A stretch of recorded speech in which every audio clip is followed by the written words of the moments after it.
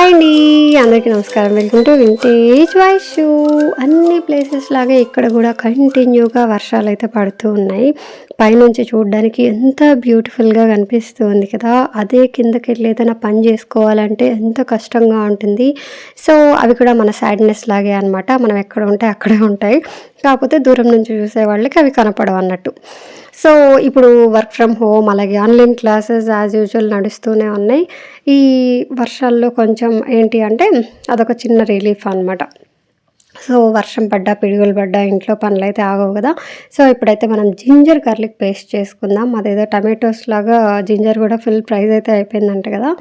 ఇక్కడ మా మెజర్మెంట్ ఏంటి అంటే జింజర్ అలాగే గార్లిక్ ఈక్వల్ క్వాంటిటీస్, అలాగే సాల్ట్, పసుపు, నెక్స్ట్ 1 స్పూన్ ఏదైనా ఆయిల్ యాడ్ చేసుకొని అలా తిప్పామంటే ఇలా గ్రైండ్ అయిపోతుంది అనమాట. మన జింజర్ గార్లిక్ పేస్ట్ రెడీ అయిపోతుంది. ఇదైతే నాకు ఆల్మోస్ట్ 1 మంత్ పైన వస్తుంది. అంటే ఇలా చేసుకునే కంటే ఫ్రెష్గా చేసుకుంటే బాగుంటుంది. సరే బయట కొనడం కంటే కొంచెం బెటర్ కదా అన్నట్టు చేసుకోవడమే అనమాట. మీరు ఎలా చేస్తారు? ఫ్రెష్గా చేసుకుంటారా, లేదు అంటే ఇలాగే స్టోర్ చేసుకుంటారా? ఇంకా వర్షం పడుతుంది అంటే వేడి వేడిగా ఏదైనా తినాలి కదా. సో నాకు బుజ్జమ్మకి ఫేవరెట్ ఏంటి అంటే బెల్లం అన్నం అనమాట. ఫ్రీక్వెంట్గా కాకపోయినా ఛాన్స్ దొరికినప్పుడు చేసుకుంటూ ఉంటాం. ఇప్పుడు స్కూల్ లేదు కదా, వేడి వేడిగా తినాలి. సో రైస్, పెసరపప్పు, పాలు నేను వచ్చేసి ఆల్మోస్ట్ 5 గ్లాసెస్ వేసినట్టున్నాను. 1 కప్ వాటర్ యాడ్ చేస్తాను, మిగిలినవన్నీ పాలు అనమాట. So total 6 cups. Last time మీకు మిల్లెట్ దోస రోస్ట్ చూపించాను కదా, 1 కేజీ ఘీ మళ్ళీ అప్పుడే అయిపోయింది. మళ్ళీ కూడా తీసుకొచ్చాము. సో అలా ఒక 3 విజిల్స్ వచ్చాక రైస్ అయితే ఇలా అయిపోయింది. కొంచెం ముందే తీసాము అంటే కొంచెం పాలు ఉంటాయి. ఈ స్టేజ్లో ఇంకా స్టవ్ ఆఫ్ చేసుకోవాలన్నమాట. స్టవ్ ఆఫ్ చేసుకున్న తర్వాతే బెల్లం యాడ్ చేయాలి, లేదు అంటే పాలు విరిగిపోతాయి కదా. సో అందుకని ఆ లోపు డ్రై ఫ్రూట్స్ కూడా వేయించుకున్నానని చూపిస్తున్నాను అనమాట. ఇందాక ఘీ చూపించాను కదా, అందుకే ఫ్రిడ్జ్లో పెట్టేప్పటికీ అలా అయిపోయింది అనమాట. సో ఇంకా డ్రై ఫ్రూట్స్ వేయించుకొని, చాలా డ్రై ఫ్రూట్స్ అసలు డౌట్ లేకుండా చాలా డ్రై ఫ్రూట్స్, ఇంకా డౌట్ లేకుండా చాలా ఘీ యాడ్ చేసుకొని తిన్నామంటే అదిరిపోతుంది అనమాట. వేడి వేడిగా యాక్చువల్గా ప్రసాదం కోసం మాత్రమే చేసుకుంటారు కదా, మేమైతే ఇది ఒక బ్రేక్ఫాస్ట్ లాగా తినేస్తూ ఉంటాం అనమాట. పెసరపప్పు కూడా యాడ్ చేశాను కదా. ఇంకా ఈరోజు వీడియోలో హైలైట్ ఏంటి అంటే మీకు ఈరోజు కుంకుడుకాయలు ఎలా కొట్టుకోవాలి అంటే, ఎవ్రీ టైం నేను చూపించినప్పుడు అబ్బా ఒక్కొక్కటి అంత టైం లేదులే అంటూ ఉన్నారు కదా. నేను దానికి సింపుల్ సొల్యూషన్ అంటే చేసే ప్రతిసారి ఏదైనా కొంచెం ట్రై చేస్తూ ఉంటాం కదా. అలా మనకి ఫ్లిప్కార్ట్, అమెజాన్ కవర్స్ వస్తూ ఉంటాయి కదా, అందులో వేసేసి క్లాత్ ఏదైనా క్లాత్ బ్యాగ్ ఏదైనా వేసేసి ఇలా కొట్టేశారు అంటే మీ దగ్గర కేజీ ఉంటే ఒక 2-3 టైమ్స్లో అయిపోతాయి అన్నమాట. సో చాలా సింపుల్గా ఉంది కదా. నాకు తెలిసి ఈ ఐడియా చాలామందికి నచ్చుతుంది, మీరు కూడా తప్పకుండా ట్రై చేయండి. సో చూసారు కదా, ఇన్ని ఫటాఫట్ అయిపోతాయి. మీకు ఇంట్లో పిల్లలు లేదు అంటే సరదాగా ఉన్నప్పుడు పిల్లలకు చెప్పారు అంటే ఈ సీడ్స్ అన్నీ పక్కకు తీసేస్తారు అనమాట. సీడ్ కూడా చూసారా, మరీ దాన్ని ఏమంటారు, పౌడర్ అయిపోలేదు. సో తీయడం కూడా ఈజీ అనమాట. సో నేను ఇంకా ప్రొసీజర్ ఏం చూపించట్లేదు. ఎవ్రీ టైం నార్మల్గా జస్ట్ వాటర్ వేసి సోక్ చేస్తాము. మంచిగా స్క్వీజ్ చేసేసుకొని స్టోర్ చేసుకున్నాము అంటే మనకి అప్ టు 2 మంత్స్ వరకు కూడా స్టోర్ ఉంటుందన్నమాట ఫ్రిడ్జ్లో పెట్టుకుంటే. కాకపోతే మనం చేసే ముందు కొంచెం ముందు రోజు నైట్ బయట పెట్టుకున్నారు అంటే పర్ఫెక్ట్గా ఉంటుంది.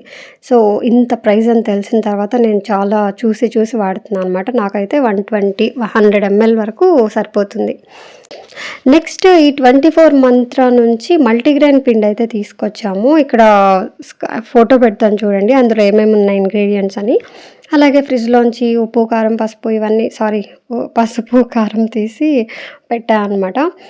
అంటే కొంచెం నార్మల్ టెంపరేచర్కి వచ్చేసాక లిడ్స్ క్లోజ్ చేసేలాగా. ఇందులో ఇవన్నీ అంటే రొట్టెలాగే కదా మనకి జొన్న పిండి, సోయా, మీరు ఇంగ్రీడియంట్స్ చూస్తే అర్థమై ఉంటుంది. ఆ రోజు కొంచెం మటన్ చేసుకున్నాం అనమాట. సో బ్రేక్ఫాస్ట్కి వేడివేడిగా ఇంట్లో ఉన్నప్పుడే ఇలాంటివన్నీ కుదురుతాయి కదా, స్కూల్కి పెట్టలేము.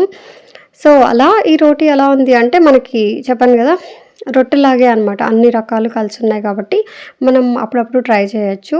కాకపోతే నార్మల్ చపాతీ కంటే కొంచెం గట్టిగా అయిపోతుంది. సో చేసుకునేలాగా చేసుకుంటే ఇది కూడా పర్ఫెక్ట్గా వస్తుంది అనమాట. సో చూస్తున్నారు కదా ఎంత బాగా పొంగుతుంది, సాఫ్ట్గా కూడా ఉందన్నమాట. మరి అంత టూ మచ్గా ఏం లేదు. అలా మీరు ఎవరైనా ట్రై చేశారా 24 మంత్ర నుంచి? లాస్ట్ టైం వీట్ ఫ్లోర్ కూడా చూపించినట్టున్నాను. ఇక నెక్స్ట్ పైకి వెళ్తే ఇక్కడ పొన్నగంటి ఆకుకూర తెలుసా? నేను జస్ట్ కొమ్మలు పెట్టా అనమాట. ఎంతో బా వచ్చింది చూడండి. ఏదో సడెన్‌గా తోటకూర వచ్చేసింది. నెక్స్ట్ ఈ లిల్లీస్ వెంటనే వస్తాయి వర్షం పడితే. ఈసారి ఏంటో రాలేదనమాట. ఇక్కడ చూసారా కింద రెయిన్ లిల్లీ పెట్టాను. వితిన్ 1 వీక్‌లో ఫ్లవరింగ్ వచ్చింది. నేను చాలా సర్ప్రైజ్ అయిపోయా.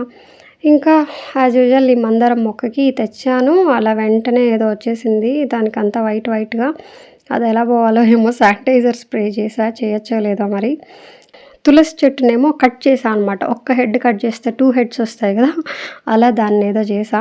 పైకెళ్తే ఇంకోటేంటి అంటే సజ్జలు ఉంటాయి గదా! సజ్జల చెట్టొచ్చిందా, అదే వచ్చింది. అవే పిట్టలు తినేస్తూ హ్యాపీగా వెళ్తూ ఉన్నాయి.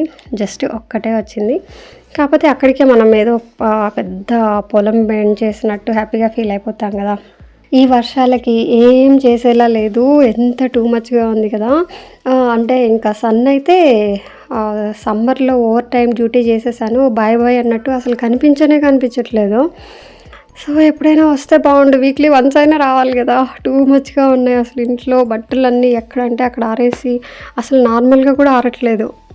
ఇంకా ఈ రెయిన్ లిల్లీ 1 వీక్‌కే ఫ్లవరింగ్ రావడం నాకు సర్ప్రైజింగ్‌గా అనిపించిందనమాట. ఐ హోప్ ఈ వీడియో మీకు కూడా నచ్చింది అనుకుంటున్నాను. మరి ఇంట్రెస్టింగ్ అండ్ హెల్తీ టాపిక్‌తో మళ్ళీ కలుద్దాం. Thanks for watching.